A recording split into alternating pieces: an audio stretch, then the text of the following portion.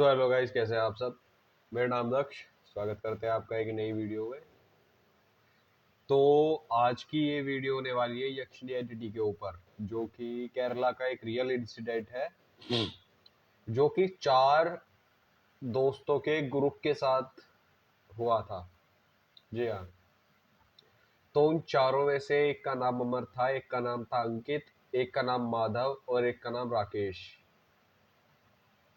तो ये जो इंसिडेंट था, ये इतना दिल दहलाने वाला इंसिडेंट था, जिसमें से 3 दोस्तों ने ये मजाक अपनी जान गंवा कर इसकी कीमत चुकाई थी।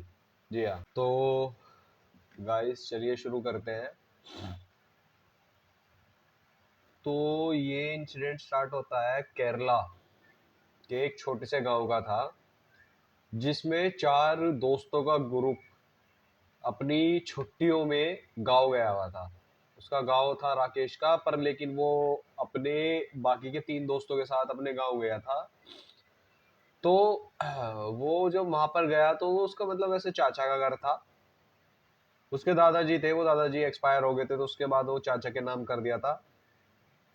तो जब वो वहां पर रहने गए, तो वहां पर एक कहानी बहुत ज्यादा फेमस थी यक्षिणी की, जो चल रही थी कि वहां पर आए गए काफी सारे मर्द गायब हो रहे थे। तो एक बार क्या हुआ, जब वे गांव पहुंचे तो वहां पर एक अंकल थे। तो उन्होंने कहा कि भाई तुम कौन हो, तुम्हें तो मैंने पहली बार देखा है यहाँ पर। तो उन्होंने कहा कि मैं इनका लड़का हूँ। तो उन्होंने कहा अच्छा, तुम उन प्रेमचंद जी के लड़के हो, वे जो शहर में रहते हैं। वे जी हाँ, मगर तो आज आप यहाँ कैसे? कि मैं, उसने कहा लड़के ने, कि मैं यहाँ पर गर्मियों की छुट्टी चल रही है, तो इसलिए मैं यहाँ पर आया हुआ हूँ। तो उसने कहा अच्छा, काफी दिन बाद वैसे देखे, अब तो तुम बड़े हो गए। तो उन्होंने कहा कि बेटा मैं एक बात बता दूं आपको, आप आ तो गए हो, बट लेकिन रात को कभी भी अंधेरे में जंगल की तरफ मत जाना। अब भैया बैठा है लड़के, अब तो भैया उन्हें वही जाना है जहां आपने मना किया है। तो वो चीज उनकी लाइफ में कैसा मोड़ लाने वाली थी, वो उन्हें नहीं पता। तो भैया कैसे कैसे करके उन्होंने अपना ठीक है इधर उधर हुआ। उसके बाद उन्हें पता चला कि वो जो यक्षिणी होती है, जितने भी उन्हें पता चला कि गाँवों में मर्द ऐसे ऐसे गायब हो रहे हैं, और कोई यक्षिणी फीमेल एंटिटी है जो कि उनके साथ इंटीमेट करती है। तो ये जब उन्हें पता चला, भैया उनके चूल उड़ गई कि भैया ऐसा तो मैं भी चाहिए। हवस होती है फिर हवस। वो हवस उनके लिए बहुत भारी पड़ने वाली थी।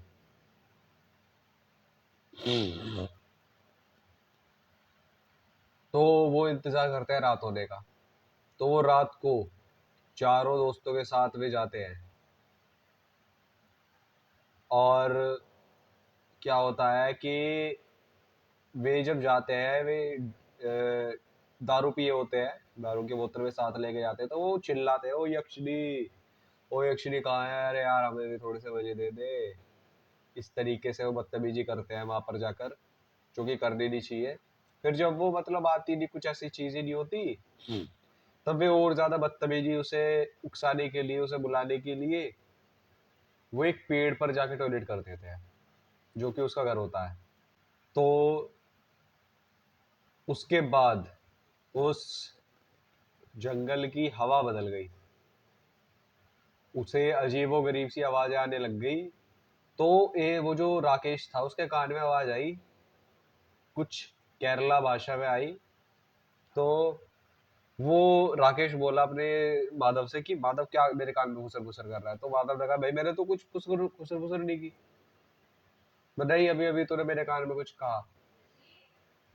फिर उसके बाद थोड़ी देर बाद वो दूसरे कान में उसकी आवाज आती है। फिर से वो कहता है भाई अब तू क्यों परेशान कर रहा है अंकित? उसने कहा भाई मैंने तो कुछ नहीं किया। तब वो कहते हैं कि भाई ये थोड़ा सा एबनॉर्मल लग रहा है, अब चलते हैं यार, बहुत मजाक हो गया। तो 2 जने तो निकल जाते हैं, पर लेकिन उन 2 के पिछवाड़े में अभी भी चूल रहती है कि भाई हमें तो देखना है ये चीज। तो उसके बाद क्या होता है कि भाई एक, वो देखता है कि माधव गायब हो गया। वो थोड़ा सा इधर उधर जाता है, तो वो देखते हैं कि माधव गायब हो गया, वो पता नहीं दिख नहीं रखा। तो वो चिल्ला इधर उधर बोलता है कि माधव माधव माधव। तो वो देखता है भाई माधव का यही नहीं। तो वो कुछ टाइम बाद इधर उधर देखता है, वो थोड़ा सा आगे जाके देखता है कि वो एक पेड़ के पास खड़ा हुआ है और वो उस पेड़ की तरफ मुंह कर कर देख रहा है।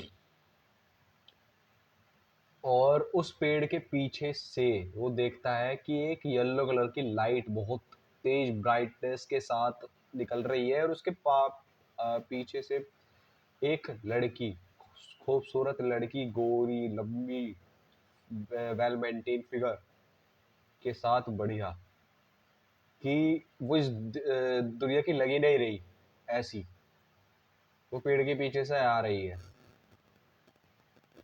अब वो उसे देखता है कि भाई इतनी जंगल में वो कैसे, वो एक झाड़ी के पीछे से देख रहा होता है। तो फिर वो उसे ध्यान आती है कि भाई वो यक्षिणी बताया था, अभी कहानी बताई थी वो यही है। तो वो डर के मारे वो कुछ नहीं कर पाता, वो देख रहा होता है, वो चुपचाप जो चीज चल रही होती है। तो वो यक्षिणी धीरे धीरे अपने सारे कपड़े उतारती है।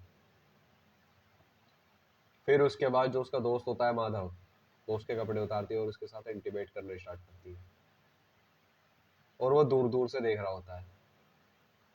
फिर पीठ पीछे से जब उसे वो देख रहा होता है, वो जिस पोजीशन में होते हैं,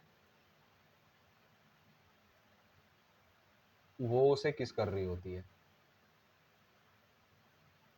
तो वो जब एक डला होता है, वो पीछे से फेंक के मारता है उसके ऊपर कि भैया क्या चल रहा है। तो जब डला मार के देखता है तो वो एकदम से अपनी 180 डिग्री गर्दन घुमा देती है पीछे, और वो डर जाता है। तब वो देखता है कि वो जो लड़की उसने देखी थी, वो खूबसूरत लड़की, वो नहीं थी। वो जब इतनी खूबसूरत लग रही थी कि इस दुनिया की है ही नहीं, और अब वो इतनी बदसूरत लग रही थी, और जब उसने उसका मुंह पर देखा पूरा रेड, उसके मुंह में उसके होठ थे माधव के, और वो माधव को देखता है कि उसका पूरा इतना एरिया वो खा चुकी होती है। फिर बस वो, उसे कुछ और ध्यान में नहीं आता, वो बस अपनी जान बचाकर भागने के लिए वो पीछे मुड़ता है और वो भागता है। वो जितनी दूर जाता जाता रहता है, उसे उतना ऐसा लगता है कि उसके पीछे पीछे कोई आ रहा है। वो कैसे कैसे करके इधर उधर भाग के वो अपने घर पहुंचता है, वो अपने दोस्तों को उठाता है, वो उसके दोस्त नशे में सोए हुए थे कि उठो उठो जल्दी जल्दी करो, ये ऐसे ऐसे वो हो गया, माधव को उसने पकड़ लिया, वो ऐसे ऐसे कर रही है, वो थोड़ा सा नशे में रहते हैं, वो इतना ध्यान भी देते उस बातों पर। तब वो कैसे कैसे करके वो जंगल में जाते हैं, तैयार करता है वो उन्हें, जैसे भी कर कर वो देखता है कि भाई वो कहीं नहीं है। तो वे जब उसके दोस्त जंगल में जाकर देखते हैं, वो देखते हैं कि वो जो उसका दोस्त होता है, उसका आधा फेस खाया हुआ होता है, और वही लड़की उसी के पास वहीं पर खड़ी रहती है। वो सब साफ साफ देख रहे होते हैं। अब वे लड़के इससे पहले कुछ करे, वो लड़की गायब हो जाती है, और वो उसका दोस्त माधव भी। तब वो कैसे कैसे करके वो कहीं पता चलता है कि एक बाबा रहते हैं उसके घर के बाहर, पर लेकिन उसके बारे में उन्हें कुछ पता नहीं रहता। वो उस बाबा के पास जाते हैं, और वो बाबा एकदम से खड़े हो जाता है कि मुझे पता है तुम मेरे पास कैसे क्यों आए हो। और वे देख के चौंक जाते हैं कि आपको कैसे पता कि हम क्यों आए। कि उन्होंने कहा कि तुमने जो भी किया है वो अब तुम्हारा पीछे नहीं छोड़ेगी। तब वे बोलते हैं कि बाबा इसका कुछ उपाय बताइए, मेरा दोस्त, वो उसके फैमिली वाले क्या कहेंगे कि मेरे ऊपर ये गाँव आया है। तो उसके बाबा कहते हैं एक तरीका है, पर लेकिन उसकी कोई गारंटी नहीं। तो बोलते हैं हाँ ठीक है, मैं कुछ भी करूँगा, बताइए आप। तो वो बोलते हैं कि जंगल में एक काला मंदिर है जो कि सिर्फ रात को दिखता है, वो वैसे किसी को नहीं दिखता, पर लेकिन तो रात को जाना तुम्हें दिखेगा। है कि वो जो यक्षिणी होती है, वो सिंदूर, जो उस काले मंदिर में तुम जाओगे रात को, तो वहाँ एक सिंदूर मिलेगा, उसी से वो उपाय होएगा। तो वो उन्हें उपाय बताते हैं जो भी वो होता है, तो वो रात होने वाली होती है, वे घर जाके सोते हैं। तो वो घर जाकर सो रहे होते हैं, तो उसे अजीबोगरीब सी सपना आता है राकेश को।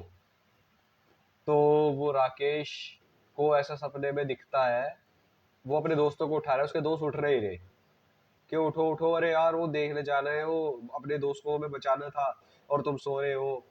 फिर कैसे कैसे करके उसकी आंख खुलती है, वो देखता है कि उसके दोस्त उसे उठा रहे होते हैं और वो सो रहा होता है।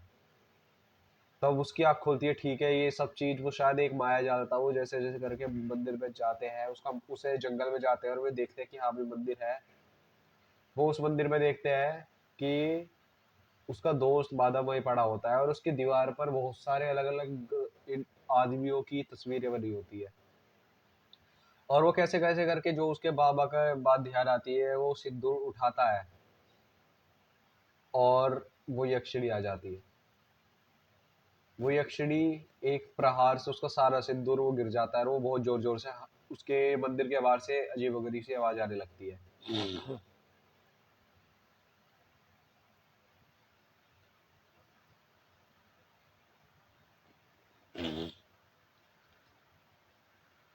फिर उसके बाद जब वो देखता है कि भाई अब तो सिंदूर गिर गया, अब कुछ नहीं हो सकता, वो उस मंदिर से बाहर भागता है। वो उस मंदिर से बाहर भागने के बाद वो देखता है कि उसके मंदिर के बाहर वो बाबा खड़े हैं और वो बाबा से बोलता है कि बाबा ये कुछ नहीं हुआ, अब ये सब चीज़ खत्म हो गया। तो वो बाबा बहुत जोर जोर से हंसने लगते हैं और उसका गला पकड़कर उसे ऊपर उठा देते हैं। तब उसे लगता है कि ये बाबा उसके साथ शायद मिले हुए हैं, कुछ हो रही है। तो उसके जेब में एक खंजर होता है, वो उस बाबा के पेट पर डाल देता है। और वो जैसे बाबा छोड़ते हैं वो कैसे कैसे कर कर भाग के जाता है। वो अपने चाचा वाचा को बताता है कि ऐसे ऐसे ये चीज़ उसके दोस्तों के और उसके साथ हुई है। तो वो बोलते हैं कि जिस बाबा के पास तुम मदद मांगने मांगने के लिए गए थे, वो गांव से बाहर बाबा इसलिए रहते थे कि गांव वालों ने उसे बाहर भेज दिया था, कि वो एक जादू टोना करता है और वो यक्षिणी उसी के कब्जे में है। वो बदले में जितने भी नौजवान हैं उनकी बलि देता है। तो ऐसे करके वो गांव में आज भी उस यक्षिणी का खौफ है और उन दोस्तों ने अपनी जान गंवाकर इसकी कीमत, मजाक की कीमत चुकाई। तो आप बताना आपको ये स्टोरी कैसी लगी कमेंट में। तो subscribe my channel, like and share my video. तो तब तक के लिए बाय बाय।